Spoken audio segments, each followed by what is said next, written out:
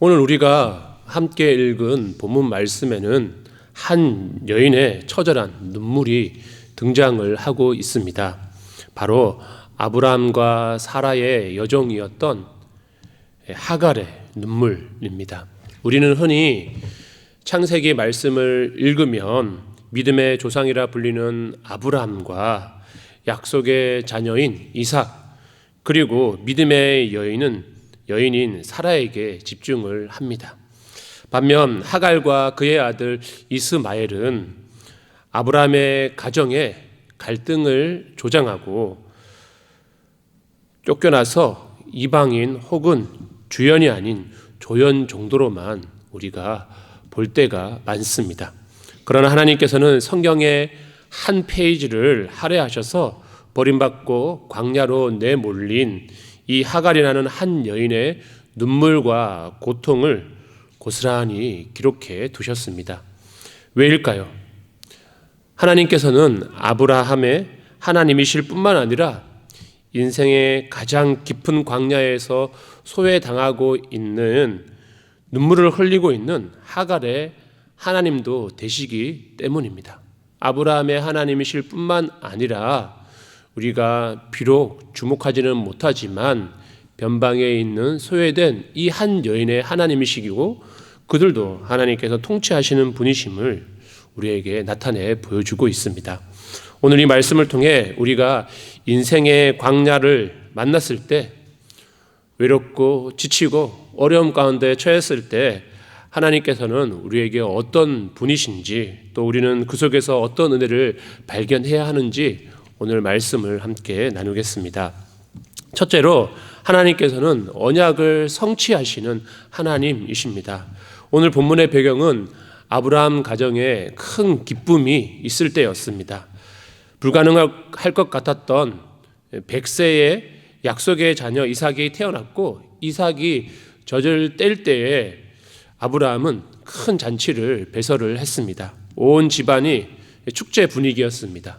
100세 태어난 이 아이가 젖을 먹는 동안 건강하게 자랐기 때문에 이 기쁨을 감출 수가 없어서 가정에 많은 사람들을 불러다가 축제를 벌였습니다. 그런데 그 기쁨의 이면에 어두운 그림자가 드리워지게 되는데요. 우리 본문 9절 말씀을 함께 읽겠습니다. 사라가 본즉 아브라함의 아들 애굽 여인 하갈의 아들이 이삭을 놀리는지라. 아멘.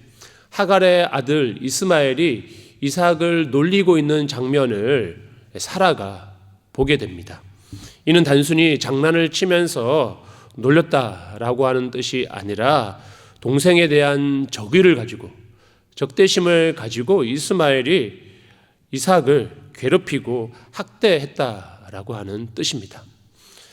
100세에 나 눈에 넣어도 아프지 않을 이 아이를 이스마엘이 괴롭히고 있는 모습을 보자 사라는 몹시 분노하게 되었습니다. 그리고 어떻게 하죠? 사라는 분노하며 아브라함에게 이렇게 요구합니다. 우리 10절 말씀도 함께 읽겠습니다. 그가 아브라함에게 이르되 이 여종과 그 아들을 내쫓으라. 이 종의 아들은 내 아들 이삭과 함께 기업을 얻지 못하리라 하므로. 아멘. 사라는 자신의 노년 때 얻은 이 이삭이 괴롭힘을 당하고 있는 것에 대해서 몹시 분노했을 뿐만 아니라 아브라함의 이 가문을 이어야 할 아들이 이삭이기 때문에 이스마엘이 나중에 이것에 방해가 될 것을 생각하고 그를 내쫓으라라고 남편에게 요구합니다. 이 요구를 들은 아브라함은 깊은 고민에 빠집니다. 왜 그렇죠? 100세에 낳은 이삭도 아브라함의 아들이지만 이스마엘 역시 자신의 핏줄인 아들이기 때문입니다. 이스마엘도 엄연히 자신의 핏줄이었습니다. 하지만 하나님께서 아브라함에게 근심하지 말고 사라의 말을 들어라라고 말씀하십니다. 우리 본문 12절 말씀도 다시 읽겠습니다. 하나님이 아브라함에게 이르시되 내 아이나 내 여종으로 말미암아 근심하지 말고 사라가 내게 이른 말을 다 들으라. 이삭에게서 나는 자라야 내 씨라 부를 것임이니라. 그러나 여종의 아들도 내 신이 내가 그로 한 민족을 이루게 하리라 하신지라. 아멘. 하나님께서는 이삭의 자손이라야만, 이삭을 통해서 태어나는 자손이라야만 아브라함의 자손이라 부를 것이다 라고 말씀하십니다. 이스마엘을 통해서 나게 되는 후손은 아브라함의 자손이 아니라 오직 이삭을 통해서 나게 될 그 후손들이 너의 후손이라 일컬음을 받게 될 것이다 라고 말씀하십니다. 이는 이삭이 이스마엘보다 선하거나 믿음이 좋아서가 아니었습니다. 이스마엘은 인간의 수단과 생각으로 낳은 자식이지만 이삭은 오직 하나님의 약속으로 낳은 자식이기 때문입니다. 아브라함과 사라는 가나안 땅에 온 지 10년이 지났지만 아이가 없자 인간적인 방법을 사용해서 그의 요종 하갈을 통해서 이스마엘을 출산하게 되었습니다. 그러나 하나님의 약속은 사라의 생식 능력이 완전히 끊어진 후에야 이삭을 통해 성취되었습니다. 이삭은 인간의 가능성이 완전히 전무한 상태에서 태어난 온전히 하나님의 역사이고 기적이었습니다. 하나님께서는 누구의 잘잘못을 따지기보다 하나님의 언약이, 그 언약이 이루는 거둘 결과를 분명하게 선언을 하신 것입니다. 하나님께서 약속하신 그 약속의 말씀을 통해서 하나님의 방법대로 태어난 그 아이를 통해서 하나님께서 약속을 성취해 가시겠다라고 하는 선포였습니다. 물론 하나님께서는 아브라함의 부성애와 또 사라의 괴로움도 관가하지는 않으셨습니다. 이스마엘을 향해 안타까워하는 그 마음도 잘 아시고, 또한 사라가 노년에 얻은 그 아이가 괴롭힘 당하는 그 아픔도 잘 알고 계셨습니다. 근데 그것도 중요하지만 더 중요한 것은 인간적인 상황을 넘어 말씀하신 언약을 신실하게 성취해 나아가는 것이 하나님께 가장 우선순위이셨습니다. 우리는 종종 삶의 문제들을 인간적인 시선으로 해석할 때가 많습니다. 사라처럼 이의 득실을 판단하여서 해석하려고 하거나 혹은 아브라함처럼 인간적인 정과 도리에 얽매일 때가 있습니다. 사라는 과거의 상처, 현재의 갈등, 미래의 상속 문제를 보았고, 아브라함 역시 이스마엘을 향한 부성애와 염려에 갇혀 있었습니다. 그러나 하나님께서는 더 멀리 보셨습니다. 그들의 마음뿐만 아니라 앞으로 이 이삭을 통해 이루어 가실 하나님의 구원 역사, 그것을 더 깊이 바라보셨습니다. 하나님께서 아브라함을 부르신 그 목적, 본질적인 목적과 이삭의 후손, 나아가 야곱과 유다를 거쳐 오실 다윗의 자손인 예수 그리스도의 영원한 언약을 바라보셨던 것입니다. 아담이 선악을 알게 하는 나무의 열매를 따먹음을 통하여서 죄가 들어오는 그때로부터 하나님께서는 이미 한 민족을 택하셔서 온 인류를 구원하시고자 하시는 구원 계획을 품으셨고, 그 구원 계획이 오늘 아브라함을 통하여서 한 민족을 택하게 하셨고, 그 민족은 이삭을 통해서 성취되어 가실 것을 주님은 미리 바라보셨기 때문에 오늘 이삭을 내쫓으라라고 하는 이 사라의 요구를 들어주라라고 아브라함에게 말씀하신 것입니다. 그것은 정의 얽매인 아브라함 때문도 아니고 괴롭힘을 당하고 있는 이삭에 대해 아파하는 사라의 마음도 아닌 하나님의 거룩한 구원 계획을 이루시기 위한 것이었습니다. 이 시선을 가질 때 비로소 하나님의 행동이 이해가 됩니다. 그렇지 않으면 하갈을 부엘라 헤로이에서 돌려 다시 집으로 돌아가라 했다가 아이가 크니까 또 집 밖으로 내쫓으라 했다가 변덕스러운 그런 분으로 우리가 오해하기가 쉽습니다. 하지만 언약을 성취해 나아가시는 그 하나님을 우리가 바라보게 될 때 오늘 하나님의 이 말씀이 우리가 이해를 할 수 있게 되는 것이죠. 하나님의 최우선순위는 언제나 언약의 성취에 있습니다. 그 언약은 곧 예수 그리스도를 통해 모든 민족이 구원의 복을 베푸시는 것입니다. 그리고 그 언약은 지금도 성령님을 통하여서 우리의 삶에서 성취되고 있습니다. 우리는 이 거대한 구원의 대서사시 속에서 나의 삶과 일상의 사건들을 바라볼 수 있어야 할 것입니다. 그렇지 않으면 우리의 인생은 시기와 질투, 인간적인 욕망이 뒤얽힌 아웅다웅하는 삶밖에 머무르지 못할 것이기 때문입니다. 비록 우리 안에 아픔이 있고 시기가 생기기도 하고 인간적인 정이 생기기도 하겠지만 그 너머에 하나님께서 이 사건을 어떻게 바라보시는지, 이를 통하여서 하나님께서 이루고자 하시는 것이 무엇인지 그것을 바라볼 수 있는 영적인 안목을 가질 수 있는 저와 여러분이 되기를 간절히 바랍니다. 하나님께서는 한 집안의 갈등 속에서 영원한 언약을 보셨고 지금도 그 언약을 신실하게 이루어가고 계십니다. 두 번째, 하나님께서는 통곡을 들어주시는 하나님이십니다. 결국 아브라함은 아침 일찍이 일어나서 하나님께서 명령하신 대로 행합니다.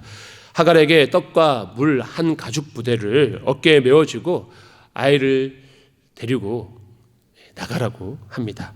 하갈은 길을 나섰지만 어디로 가야 할지 알지 못했습니다. 그래서 브엘세바 광야에서 방황하고 있었습니다. 아브라함이 준 물 한 가죽 부대는 광야를 건너기에 버티기에는 턱없이 부족했습니다. 그녀는 얼마 지나지 않아 물이 바닥나게 되었고, 물이 떨어졌다는 것은 곧 죽음을 의미하는 위기 상황을 직면하게 되었습니다. 우리 15절 16절 말씀도 함께 읽겠습니다. 가죽 부대에 물이 떨어진지라 그 자식을 관목 덤불 아래에 두고 이르되 아이가 죽는 것을 참아 보지 못하겠다 하고 화살 한바탕 거리 떨어져 마주 앉아 바라보며 소리내어 우니. 아멘. 하갈은 자식이 목말라 죽어가는 모습을 참아 볼 수가 없었습니다. 아이를 관목 덤불 아래에 두고 화살 한바탕 약 50에서 100m 정도 되는 먼 거리를 뛰어서 떨어져 앉아 통곡하며 울었습니다. 여기서 이렇게 아브라함의 집에서 쫓겨나 광야에서 목이 말라 죽게 되는 이 슬픈 현실 앞에서 그녀가 할 수 있는 것은 그저 우는 것밖에 없었습니다. 하갈은 소리내어 울었습니다. 소망이 끊어졌기 때문입니다. 이제는 죽는 일만 남았다라고 생각하는 그때 그 절망의 순간에 놀라운 일이 일어납니다. 우리 본문 17절 말씀도 함께 읽겠습니다. 하나님이 그 어린 아이의 소리를 들으셨으므로 하나님의 사자가 하늘에서부터 하갈을 불러 이르시되 하갈아 무슨 일이냐 두려워하지 말라 하나님이 저기 있는 아이의 소리를 들으셨나니. 아멘. 여기서 우리가 주목해야 할 말씀 모습이 있습니다. 하갈이 소리를 높여서 울었습니다. 하갈이 통곡하면서 이 상황 앞에 큰 애통을 했습니다. 그런데 하갈처럼 큰 소리로 울 힘도 없어서 끙끙 신음만 내고 있었던 이가 있었는데 바로 이스마엘이었습니다. 이스마엘은 어머니부터 벗어나서 그 관목 덤불 아래에서 어쩌면 하갈보다 더 고갈되어서 큰 소리로 울지 못하고 신음소리만 내고 있었을 것입니다. 이스마엘이라고 하는 이름의 뜻이 무엇인 줄 아십니까? 이스마엘이라고 하는 이름의 뜻은 하나님께서 들으신다라고 하는 의미를 갖고 있습니다. 수년 전 하갈이 사라를 피해 광야로 도망쳤을 때 하나님의 사자가 나타나서 그의 아들의 이름을 직접 이스마엘이라고 하라고 지어 주었습니다. 하갈은 절망 속에서 하나님의 약속을 까맣게 잊고 있었습니다. 내 자식의 이름이 하나님이 들으신다라는 이 사실을, 그 이름의 뜻을 그녀는 잊어버리고 있었습니다. 그래서 통곡하고 있는 것이죠. 그러나 인간은 잊어버려도 하나님께서는 결코 잊지 않으시는 분이십니다. 하나님께서 그 아이의 이름대로 광야 한복판에서 신음하는 그 작은 목소리, 그 아이의 신음소리를 들어주셨습니다. 성도 여러분, 우리가 믿는 하나님은 어떤 분이십니까? 우리의 작은 신음에도 응답하시는 하나님이십니다. 때로는 우리는 너무 힘들고 지쳐서 기도가 나오지 않을 때가 있습니다. 하나님, 나 좀 살려주세요라고 말 한마디조차 나오지 않고 눈물만 뚝뚝 떨어질 때가 있습니다. 우리가 좋아하는 말씀이죠. 우리가 어떤 말로 하나님 앞에 기도할 수도 없고 주님을 부를 수도 없을 때 성령 하나님께서 우리를 대신해서 탄식하며 우리를 위해 간구하신다라고 하십니다. 하나님께서는 우리가 절망하고 있는 그 상황 가운데 어찌할 바를 몰라 기도 소리도 나지 않은 그때에도 우리를 주목하시고 우리의 마음을 살피시고 우리를 응답하시고 그 눈물을 보십니다. 시편 56편 8절에 시인은 이렇게 고백합니다. 시편 56편 8절 말씀도 함께 읽겠습니다. 나의 유리함을 주께서 계수하셨사오니 나의 눈물을 주의 병에 담으소서. 이것이 주의 책에 기록되지 아니하였나이까. 주님은 우리의 눈물을 그냥 흘려보내지 않으시고 주님의 병에 담으신다라고 시편의 기자는 노래합니다. 우리가 홀로 골방에서 혹은 이 예배당의 뒤편에서 아무도 모르게 훔치는 그 눈물과 신음소리를 하나님께서는 정확히 듣고 계십니다. 아무것도 할 수 없는 절망의 상황 가운데 흘리는 그 눈물을 주님께서 보시고 아시고 우리를 지키시고 귀를 여시는 그분을 바라볼 수 있는 저와 여러분이 되기를 간절히 소망합니다. 아무도 알아주지 않는 절망의 순간에도 하나님께서는 우리의 신음에 응답하시는 분이십니다. 세 번째, 하나님께서 눈을 밝혀 주셨습니다. 하나님께서는 울고 있는 하갈에게 찾아오셔서 사명을 재확인시켜 주시는데요. 우리 18절 말씀을 함께 읽겠습니다. 일어나 아이를 일으켜 내 손으로 붙들라. 그가 큰 민족을 이루게 하리라 하시니라. 아멘. 물이 없어서 이 광야에서 이제 죽게 될 것이다 라는 절망감에 빠져서 죽음만 기다리고 앉아 있었던 하갈에게 일어나라, 아이를 내 손으로 붙들라 라고 말씀하셨습니다. 아직 사명이 남아있기 때문에 하나님께서 이스마엘을 통해서도 하실 일이 있음을 일깨워 주신 것입니다. 여기서 놀라운 기적이 일어나게 되는데 19절 말씀을 함께 읽겠습니다. 하나님이 하갈의 눈을 밝히셨으므로 샘물을 보고 가서 가죽 부대에 물을 채워다가 그 아이에게 마시게 하였더라. 아멘. 여러분들 잘 보십시오. 하나님께서 하갈이 울부짖자 아이의 이스마엘의 신음소리를 들으시자 그들이 목말라하고 있는 그 상황을 위하여서 하늘에서 비를 내려 주셨거나 우물을 갑자기 뚝딱 만들어 주시지 않으셨습니다. 성경은 분명히 뭐라고 기록되냐면 하갈의 눈을 밝히셔서 샘물을 보게 하셨다라고 기록하고 있습니다. 무슨 뜻이죠? 그 땅이 하갈의 눈으로 보기에는 죽음의 땅같이 보였지만 하나님께서는 이미 하갈과 이스마엘이 그 광야에서 살아갈 수 있는 준비를 모두 마쳐 놓으셨다라고 하는 뜻입니다. 하갈과 이스마엘이 목말라 죽어가는 바로 그 자리 근처에 이미 생수의 근원이 존재하고 있었습니다. 그런데 왜 하갈은 그것을 보지 못했을까요? 슬픔에 자기의 삶 앞에 놓여있는 이 절망의 환경만을 바라보다 보니까 눈이 가려져서 그것을 바라보지 못하고 있었던 것입니다. 그들의 신음에 응답하시고 하나님의 약속을 성취해 나아가신 하나님이 그들과 함께하고 계시고 그들을 위하여서 또 다른 민족을 계획하고 계심에도 불구하고 그들의 눈이 가려져서 하나님을 바라보지 못했던 것입니다. 절망과 두려움이 그녀의 눈을 멀게 했기 때문입니다. 바로 옆에 있는 샘물을 보지 못하고 이제 죽었구나 하고 통곡만 하고 있었던 것입니다. 우리 인생의 문제도 이와 같을 때가 참 많이 있는 것 같습니다. 하나님의 은혜와 도우심은 멀리에 있지 않습니다. 이미 우리의 삶의 자리에 주님께서 다 준비해 주셨습니다. 그러나 우리가 왜 낙심하게 되죠? 문제가 너무 더 커 보이고 슬픔과 염려가 내 눈을 가리고 있기 때문에 하나님을 바라보지 못하기 때문에 절망하고 낙심하게 될 때가 있다라고 하는 것이죠. 내 곁에 준비된 여호와 이레의 샘물을 보지 못하는 그런 연약한 모습이 우리의 모습은 아닌지 돌아보게 됩니다. 영안이 열려야 합니다. 상황과 우리의 슬픔을 뛰어넘어서 우리를 붙들고 계시는 보호하시는 그 하나님을 바라볼 수 있는 영화, 믿음의 눈을 가질 수 있는 저와 여러분이 되기를 바랍니다.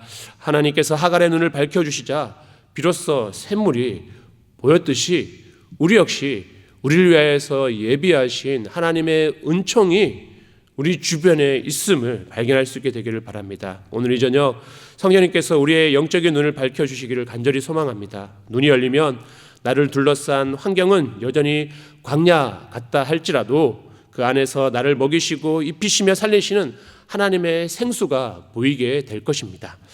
그 안에서 우리는 기뻐하며 소망을 품으시기를 바랍니다. 하갈은 가서 가죽 부대에 물을 가득 채워서 아이에게 물을 마시게 했습니다. 죽어가던 소년이 살아났습니다. 절망의 통곡 소리가 변하여 생명의 기쁨이 되었습니다. 우리의 상황을 뛰어넘어서 우리의 삶을 새롭게 하시는 주님의 은혜가 가득하기를 간절히 소망합니다. 말씀을 마무리하겠습니다. 오늘 마지막 우리 20절 말씀도 다시 한번 읽겠습니다. 하나님이 그 아이와 함께 계심에 그가 장성하여 광야에서 거주하며 활 쏘는 자가 되었더니 아멘. 이스마엘과 하갈이 다시 아브라함의 집으로 돌아가지 못했습니다. 아브라함의 집에서 쫓겨나면 죽을 줄로 알았고 광야는 그 죽음의 장소처럼 여겨졌지만 오히려 이스마엘은 그 광야에서 자라게 되고 정착하게 되고 활을 쏘는 사람이 되었습니다. 인생의 조건과 환경이 바뀌지 않았습니다. 여전히 거칠고 위험한 광야였습니다. 그러나 결정적인 차이가 있었습니다. 그것은 무엇이죠? 우리 20절 소두에 보니 뭐라고 되어 있죠? 하나님이 그 아이와 함께 계심에, 환경이 중요한 것이 아니라 하나님께서 함께 하시냐 함께 하지 않으시냐가 중요하다라고 하는 것입니다. 이것이 축복의 핵심입니다. 광야 같은 세상일지라도 전능하신 하나님께서 함께 하시면 그것이 광야 같은 그런 거친 땅이다 할지라도 그것은 이제 더 이상 죽음의 땅이 아니라 한 인간이 장성하고 번성하는 축복의 터전으로 변할 수 있습니다. 사랑하는 성도 여러분, 혹시 지금 인생의 메마른 광야를 걷고 계십니까? 인간이 준 물 한 가죽 부대가 바닥이 나서 이제는 내 힘으로 버틸 수 없어 하갈처럼 눈물만 흘리고 계시지는 않으십니까? 기억하십시오. 하나님께서는 우리의 눈물과 신음소리를 다 듣고 계시고 기억하고 계십니다. 여러분은, 저와 여러분은 혼자가 아닙니다. 하나님께서 이미 우리 곁에 샘물을 준비해 두셨습니다. 우리의 눈을 열어달라고 기도합시다. 두려움의 눈을 거두고 믿음의 눈을 주시기를 간구합시다. 그럴 때 주님의 예비하신 은혜를 다시 한번 발견하고 누리게 될 것입니다. 가장 큰 은혜는 환경의 변화가 아니라 하나님께서 우리와 함께 계신다라고 하는 사실입니다. 하갈의 눈물을 닦아주시고 그 아들의 신음에 들으셨던 그 하나님께서 바로 오늘 예수 그리스도의 이름으로 부르짖는 저와 여러분의 아버지가 되십니다. 이번 한 주간도 그 주님의 손을 꽉 붙잡고 광야 같은 세상일지라도 임마누엘의 축복을 누리며 승리하는 우리 모두가 되기를 주님의 이름으로 간절히 축원합니다.